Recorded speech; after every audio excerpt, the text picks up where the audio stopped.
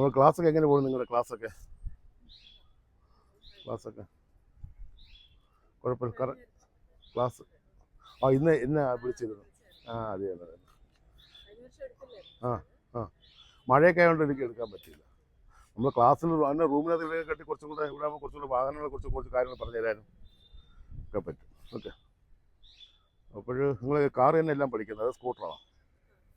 എല്ലാവരും കാറും മാത്രമേ ഉള്ളൂ അല്ലേ? അപ്പം എങ്ങനെയുണ്ട് ഡ്രൈവിംഗ് കഴിഞ്ഞാൽ ലൈസൻസ് എടുത്തുള്ള അടുത്ത പരിപാടി എന്താ? ലൈസൻസ് പേഴ്സണൽ വയ്ക്കാനാണോ അതോ? ശരി ശരി. അങ്ങനെ ആരൊക്കെ ഉണ്ട് ഇത്? നിങ്ങൾ രണ്ടുപേരും അറിയാം അല്ലേ? എത്ര വർഷമായി ലൈസൻസ് എടുത്തിട്ടൊക്കെ? 5 വർഷം 3 വർഷം അല്ലേ? പിന്നെ അതിനുശേഷം ഓടിക്കുന്ന സാഹചര്യം ഇല്ലാത്തതുകൊണ്ടാണ്.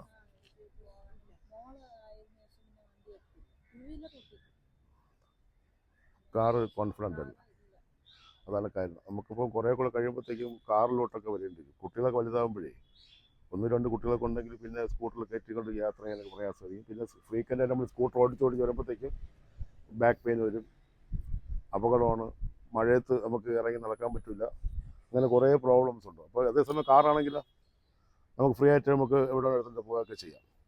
അപ്പോൾ അത് അങ്ങനെ പോകണമെങ്കിൽ എന്ത് ചെയ്യണം? എന്ത് ചെയ്യണം? നല്ല ഡ്രൈവറാവണം അല്ലേ? നല്ല ഡ്രൈവറാണെങ്കിൽ നമ്മൾ എന്ത് ചെയ്യണം? നന്നായിട്ട് പഠിക്കണം. നന്നായിട്ട് പഠിച്ചാൽ മാത്രം പോരാ, നമുക്ക് കുറേ കൂടി ധൈര്യം കൂടി വേണം. നമുക്ക് സ്വന്തമായിട്ട് വാഹനം എടുത്തുകൊണ്ട് പോകണമെന്നുള്ളൊരു ആഗ്രഹങ്ങളുണ്ടെങ്കിൽ മാത്രമേ പറ്റുള്ളൂ. അങ്ങനെ പറ്റണമെങ്കിൽ നമ്മൾ എന്ത് ചെയ്യണം? കറക്റ്റ് ക്ലാസ്സിൽ വരണം, സംശയങ്ങൾ ചോദിക്കണം. ഡ്രൈവിംഗ് മാത്രമല്ല, ഒരു വണ്ടിയുടെ അല്ലെങ്കിൽ ഡ്രൈവറായിട്ടുള്ളൊരു കണക്ഷൻ എന്ന് പറഞ്ഞാൽ വാഹനവും നമ്മളും തമ്മിൽ രണ്ടുപേരെ അറിഞ്ഞിരുന്നാൽ മാത്രമേ നല്ല ഡ്രൈവറാവുള്ളൂ. നമ്മൾ വാഹനത്തെക്കുറിച്ച് അറിയണം, ഈ വാഹനം എങ്ങനെയാണെന്നറിയണം.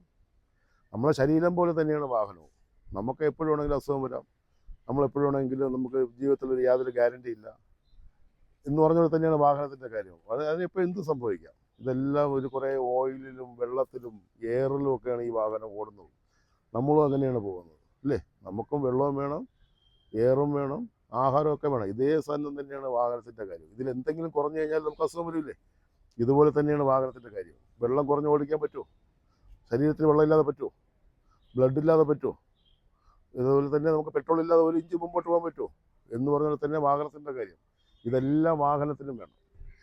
അപ്പോൾ നമ്മൾ എന്ത് ചെയ്യണം? വാഹനത്തിനെ നമ്മളിലോട്ട് മാക്സിമം അടുപ്പിക്കണമെങ്കിൽ നമ്മൾ എന്ത് ചെയ്യണം? നമ്മൾ കൂടുതൽ അതിനോട്ട് അറിയാൻ ശ്രമിക്കണം. എല്ലാവരും ഡ്രൈവറാണ്, എല്ലാവർക്കും വാഹനം ഓടിക്കാൻ അറിയാം. പക്ഷേ എന്തുകൊണ്ടാണ് ഈ വാഹനത്തിൽ അപകടം ഉണ്ടാവണമെന്നുള്ള കാര്യം മിക്കവർക്കും അറിയില്ല. എന്താ ഇവിടെ ഇരുന്നാൽ മിക്കവർക്കും അറിയില്ല.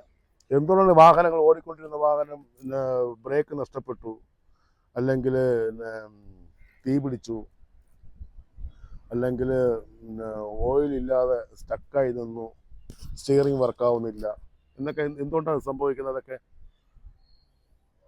ഡ്രൈവറിൻ്റെ അജ്ഞതയാണത്. ഇതിപ്പം ഇലക്ട്രിക് ലൈൻ അല്ലെങ്കിൽ വണ്ടി പെട്ടെന്നൊരു പൊട്ടിത്തെറിക്കുകയോ തീ പിടിക്കുകയോ ചെയ്യുന്നതല്ല, പെട്ടെന്ന് ബ്രേക്ക് നഷ്ടപ്പെടുകയല്ല, പെട്ടെന്ന്